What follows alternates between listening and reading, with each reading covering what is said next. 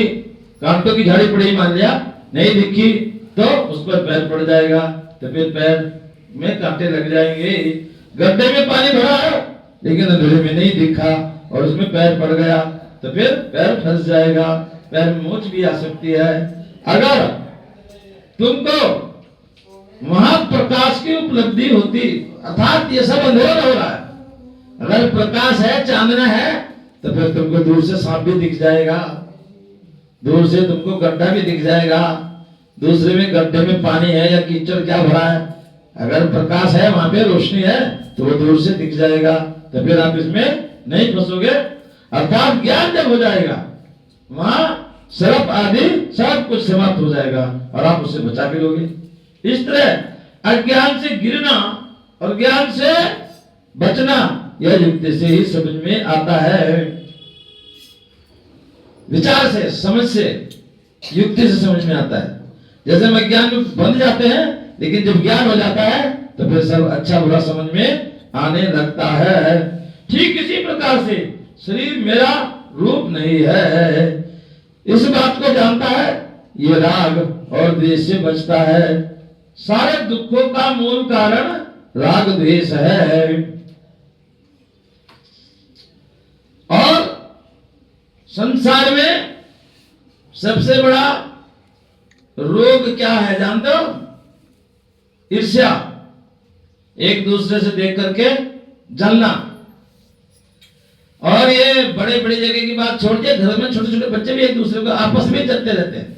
माँ इसको बढ़िया घी देती है, इसको बढ़िया भोजन देती है, या इसको अच्छी रोटी परोठे खिलाती है, मेरे को जला देती है बाद में। ऐसे भी ईर्ष्या पैदा होती है, घर में भी होती है। माँ इसको ज्यादा चाहती है, मेरे को कम चाहती है। ऐसा बच्चों के दिल में भी ऐसा उत्पन्न होने लगती है।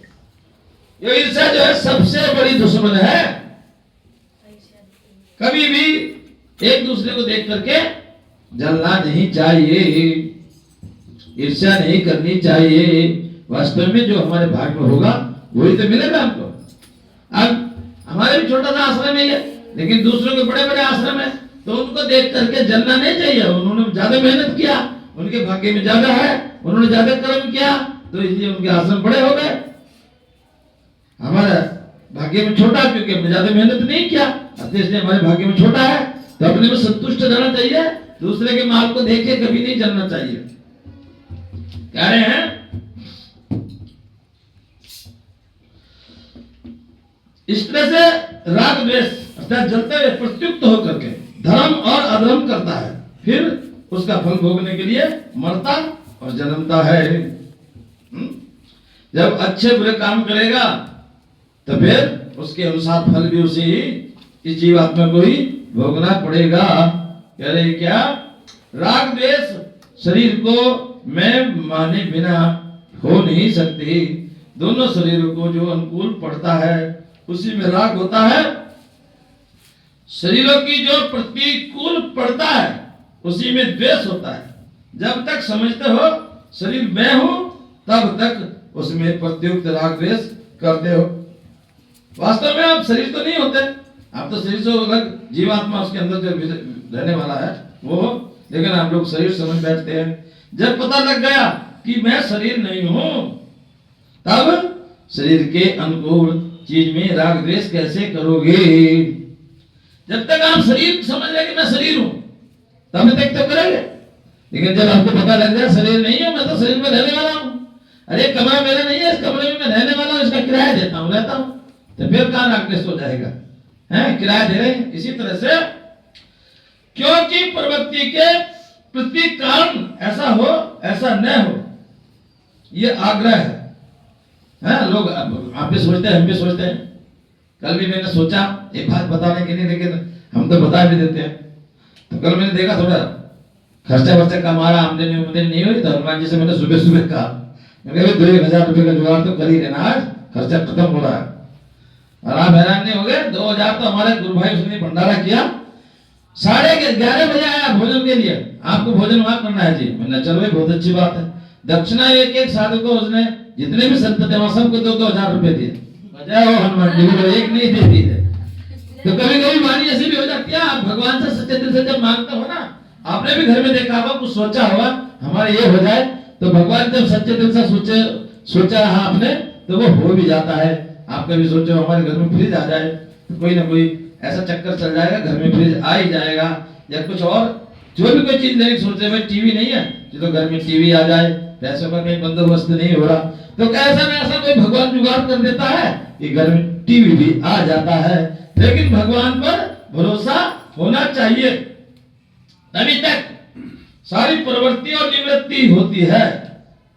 प्रवृत्ति माने बंधना, निवृत्ति माने छूट जाना। बस सन्यासियों में, साधुओं में और गृहस्थियों में सिर्फ इतना ही अंतर होता है और कुछ नहीं।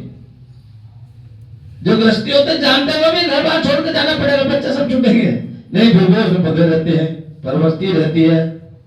और साधु वो भी जानता है एक दिन छूटना ही छूटना है, वो बंधन में नहीं आता, क्योंकि जब तक जी रहा हो जब तक कर रहा हो, बंधन में नहीं है, वो निवृत्ति मार्ग पे चलता है। हमेशा ये सब भगवान का है, मेरा नहीं है, हम ऐसा ही सोच के चलते हैं। अपना सोचते नहीं, शास्त्र को कभी अपना नहीं सोचते। अपना सोचते हैं तो बहुत दूर नहीं, 50 किलोमीटर पे मेरा गांव है, जमीन है, जायदाद है, मैं अपनी जमीन बटाई पे दे सकता था, बेच सकता था, कुछ भी। अभी तक मेरा नाम चल नहीं है, लेकिन मैंने 1 रुपया नहीं दिया, कभी उनसे कहा नहीं है, हैं? कोई प्रवृत्ति मार्ग में नहीं अपनाया मैंने, जो है तुम तुम्हारा।